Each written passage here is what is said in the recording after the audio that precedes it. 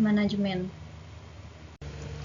Jadi, supply chain management adalah jaringan perusahaan-perusahaan yang secara bersama-sama bekerja untuk menciptakan dan menghantarkan suatu produk ke tangan pemakai akhir. Perusahaan-perusahaan tersebut termasuk supplier, pabrik, distributor, toko atau retail, serta perusahaan pendukung seperti jasa logistik.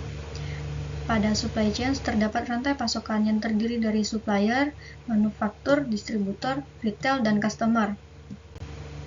Ada 3 macam hal yang harus dikelola dalam supply chain, yaitu yang pertama ada aliran barang atau material dari hulu ke hilir, contohnya bahan baku yang dikirim dari supplier ke pabrik, setelah produksi selesai dikirim ke distributor, pengecer, kemudian ke pemakai akhir. Yang kedua ada aliran informasi yang bisa terjadi dari hulu ke hilir atau sebaliknya. Yang ketiga ada aliran keuangan dan sejenisnya yang mengalir dari hilir ke hulu. Tujuan dari supply chain sendiri adalah memaksimal keseluruhan nilai. Untuk mendapatkan nilai tersebut dapat dilakukan dengan cara customer value dikurangi dengan supply chain cost. Masalah pada supply chain.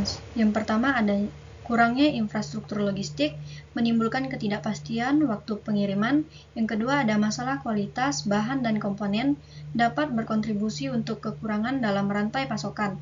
Yang ketiga ada perusahaan murni, kecenderungan memiliki lebih banyak masalah rantai pasokan karena mereka tidak memiliki infrastruktur logistik dan terpaksa menggunakan jasa logistik eksternal. Selanjutnya ada tantangan mengelola supply chain. Yang pertama ada komplikasi struktur. Adanya komplikasi struktur melibatkan internal perusahaan maupun eksternal perusahaan, kompleksitas dalam pembayaran, budaya, dan bahasa. Yang kedua ada ketidakpastian. Ketidakpastian menimbulkan ketidakpercayaan diri terhadap rencana yang dibuat. Sebagai akibatnya, perusahaan sering menciptakan pengaman di sepanjang supply chain. Pengaman ini bisa berupa safety stock, safety time, atau kapasitas produk maupun transportasi. Definisi supply chain management atau dapat disingkat dengan SCM adalah rangkaian pendekatan yang digunakan untuk mengintegrasikan pemasok, produsen, gudang, dan toko secara efektif agar persediaan barang dapat diproduksi dan didistribusi pada jumlah yang tepat, ke lokasi yang tepat, dan pada waktu yang tepat, sehingga biaya keseluruhan sistem dapat diminimalisir selagi berusaha memuaskan kebutuhan dan layanan. Komponen SCM. Komponen SCM menurut Turban 2004 terdiri dari 3 komponen utama, yaitu yang pertama ada upstream supply chain, meliputi aktivitas dari suatu perusahaan manufaktur dengan para penyalurnya dan koneksi mereka kepada para penyalur mereka.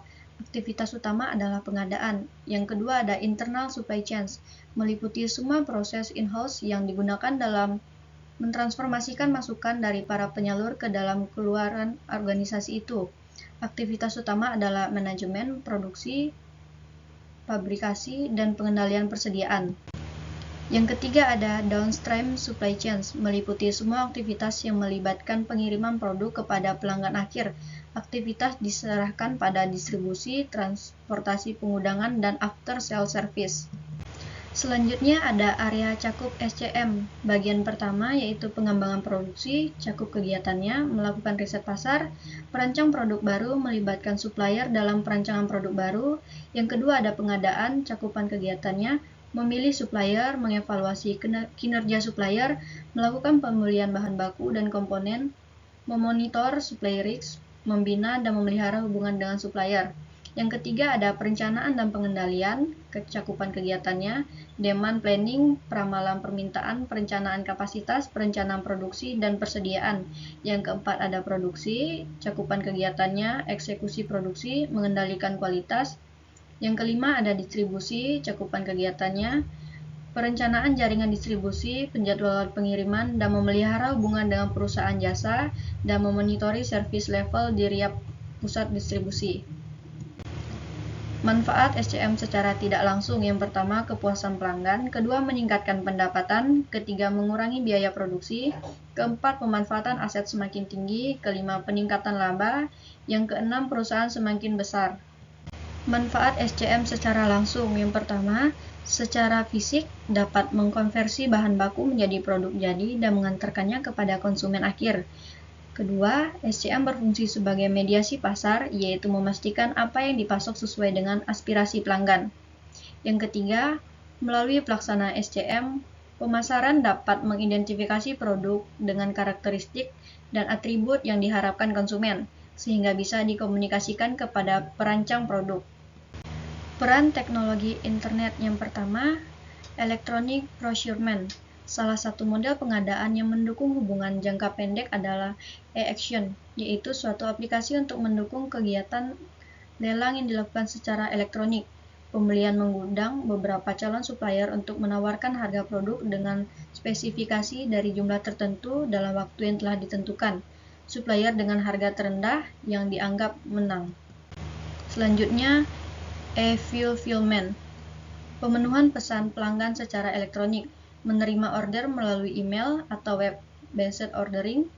Kedua, mengelola transaksi. Ketiga, manajemen gudang meliputi pengendalian, persediaan, produksi, dan kegiatan administrasi gudang secara umum. Keempat, komunikasi dengan pelanggan untuk memberikan informasi status pesan, dukungan teknik, dan sebagainya. Dan yang terakhir, kegiatan reverse logistik yang berupa pengembalian produk ke bagian supply chains akibat pengembalian dari pelanggan. Sekian presentasi dari saya, kurang lebihnya saya mohon maaf dan terima kasih. Make it clap. I got 3 old thoughts, new guap.